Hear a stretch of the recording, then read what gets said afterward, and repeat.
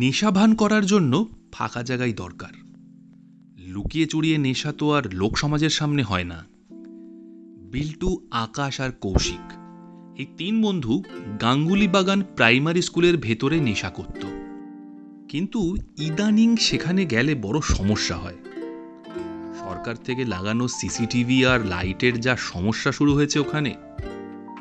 দুবার তো স্কুলের দারোয়ান তাদেরকে ধরেছে আর বলেছে এবার যদি তাদেরকে আর ধরতে পারে তাহলে ফুটেজ নিয়ে সোজা প্রিন্সিপালের ঘরে পৌঁছে যাবে। তাই বেকার এই ঝামেলায় জড়াতে ওই তিন বন্ধু আর চাইছে না। কিন্তু নেশা তো করতে হবে, তাই ওরা নিজেদের মধ্যেই আলোচনা করছিল যে কাছে পিঠে কোথাও ঠেক খুঁজতে হবে যেখানে লোকজনও কম যাতায়াত করবে আর দূরত্বটাও যেন খুব বেশি না হয়। বিল্টু প্রথম বুদ্ধিটা দিল। অনেকক্ষণ চিন্তা ভাবনা করবার পরে বিল্টু বলল, আচ্ছা ভাই, এই তেমাথার পাশে কবরস্থানে বসে খেলে কেমন হয়? কথাটা শুনেই কৌশিকের আপত্তি শুরু। এই আর কি হচ্ছে নাকি? কবরস্থানে বসে কে মদ খায়? কিন্তু কৌশিকের আপত্তি ধোপে টিকল না। আকাশ বলে উঠল, কেন, কবরস্থানে বসে নেশা করা যায় না বুঝি? আলবাত করা যায়। সাউথ পার্ক স্ট্রিট সিমেট্রিতে বসে লোকে প্রেম করে, গল্প করে, চুমু খায়, জয়েন্ট বানায়, কবিতা লেখে। কৌশিকের এই বিষয় নিয়ে কোনো ধরনের কোনো ধারণা ছিল না, তাই সে চুপ হয়ে গেল। আর আকাশ তো কলকাতার কলেজে যায়, ও নিশ্চয়ই জানে, তাই জন্যই এসব বলছে। কারণ এইসব বিষয় নিয়ে খামোখা তো কেউ আর মিথ্যে কথা বলবে না। শেষমেশ ওই জায়গাটাই ঠেকের হিসাবে সিদ্ধান্ত নেওয়া হলো। নেশার যাবতীয় জিনিসপত্র নিয়ে তিন মক্কেল গিয়ে বসল ওই কবরস্থানের এক চাতালে। এটা নির্ঘাত কোনো বড় লোকের কবর। সুন্দর করে বাঁধানো রয়েছে কবরটা। আকাশ হাসতে হাসতে বলল, মানুষ কিন্তু বড় অদ্ভুত প্রাণী। মরবার পরেও সে চায় যেন সে বাকিদের থেকে আলাদা হয়। এই দেখ, কবরটা কার সেটা বোঝা যাচ্ছে না, কিন্তু কবরটা দেখে কিন্তু বোঝা যায় যে মালটা ট্যাকে কিন্তু ভালোই জোর ছিল। কৌশিক বরাবরই একটু ভীতু গোছের।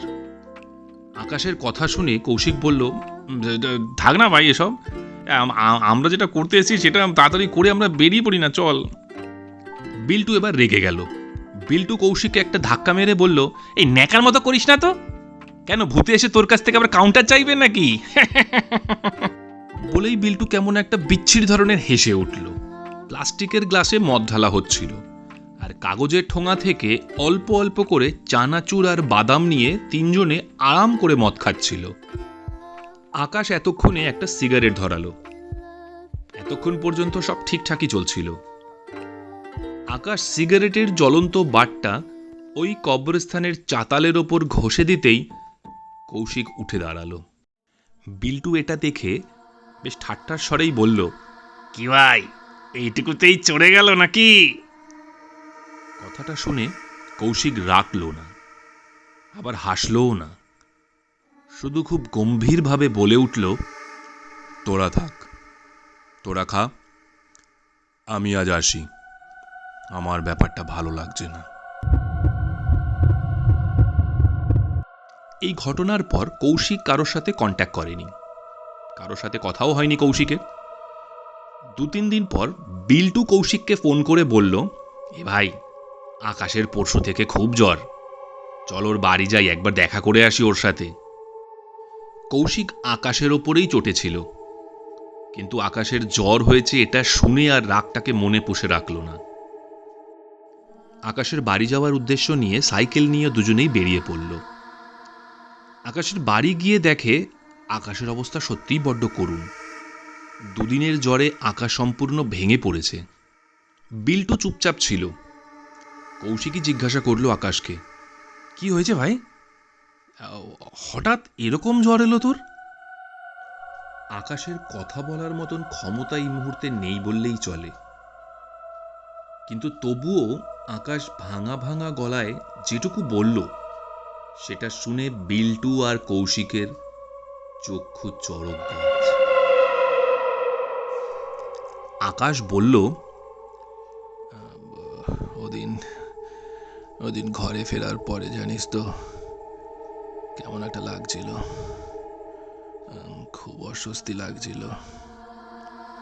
আমার মনে হচ্ছিল ঘরে আমি একা নেই, আরো কেউ আছে। রাত যত বাড়ছিল অস্বস্তিটাও যেন আরো বাড়ছিল। অপূর্ব কিছু ফুলের গন্ধ আসছিল সারা ঘর জুড়ে। আবার তার খানিক পরেই পোড়া পোড়া গন্ধ আসছিল। আমি আপনা হতেই জিজ্ঞেস করে ফেলেছিলাম, কে কে কে কে আছে ঘরে? সাদা শাড়ি, শাড়ি জুড়ে ফুলের কাজ, অপূর্ব তার গড়ন, গায়ের রং ফর্সা, কিন্তু অর্ধেকটা কালো। মুখটাও ছিল পুরো কালো। আমাকে বারংবার একটাই প্রশ্ন করছিল, তুই কি জানিস পুড়ে গেলে কেমন লাগে? এটুকু বলার পর আকাশ থামল। ওকে বেশ ক্লান্ত দেখাচ্ছিল। বোঝা যাচ্ছিল ওর পক্ষে কথা বলাটা বেশ কষ্টকর হচ্ছে। কিন্তু কৌশিক জিজ্ঞাসা করল, এই তারপর তারপর কি হলো?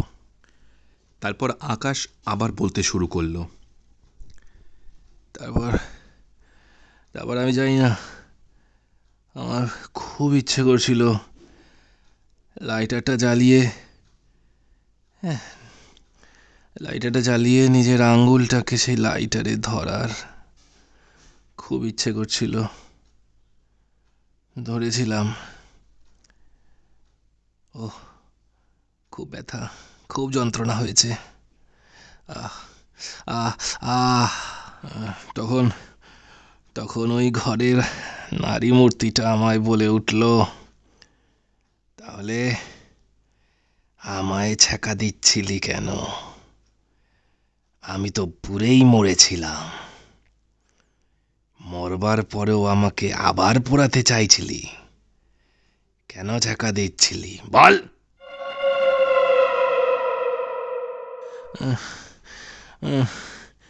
আমি আমি হাত জোর করে বললাম, আমার আমার ভুল হয়ে গেছে, আমায় ক্ষমা করে দাও, আমার ভুল হয়ে গেছে, আর হবে না, ক্ষমা করে দাও আমায়।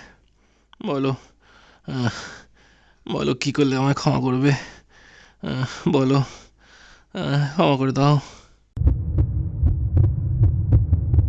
বিল্টু জিজ্ঞাসা করলো, এ ভাই কিছু বলেছে? হ্যাঁ, বলল ওই কবরের চাতালে যেখানে যেখানে সিগারেট ঘষা আছে, সেখানে সেখানে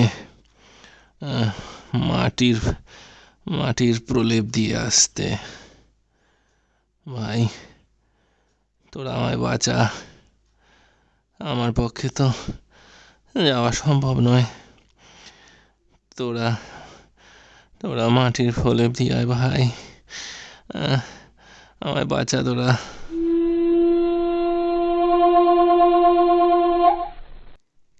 এরপরে বেশ খানিকক্ষণ বিল্টু আর কৌশিক আকাশের পাশেই বসেছিল, কিন্তু কেউ কোনো কথা বলেনি। আকাশের বাড়ি থেকে বেরোবার পর বিল্টু আর কৌশিক দুজনে দুজনের দিকে তাকালো আর সোজা চলে গেল সেই কবরখানায়। সেই কবরখানার চাতালে বেশ ৩-৪ জায়গায় সিগারেটের ছাপ ছিল। সেই সমস্ত জায়গায় ওরা মাটি লেপে দিয়েছিল। এই ঘটনাটা সত্যি নাকি মনের ভুল কেউই জানে না, কিন্তু আশ্চর্যজনকভাবে তার পরের দিন আকাশ সম্পূর্ণ সুস্থ হয়ে উঠেছিল। এমনকি সেই রাতের ওই ঘটনার কথাগুলো আকাশের আর মনে ছিল না। বিল্টু আর কৌশিক সেই ঘটনা আকাশকে আর কোনোদিনও মনে করিয়েও দেয়নি। আজ তাহলে এখানেই থাক। আগামী সপ্তাহে আবার আসবো কিছু নতুন গল্প বলবার চেষ্টা করতে। পাশে থাকবেন কিন্তু।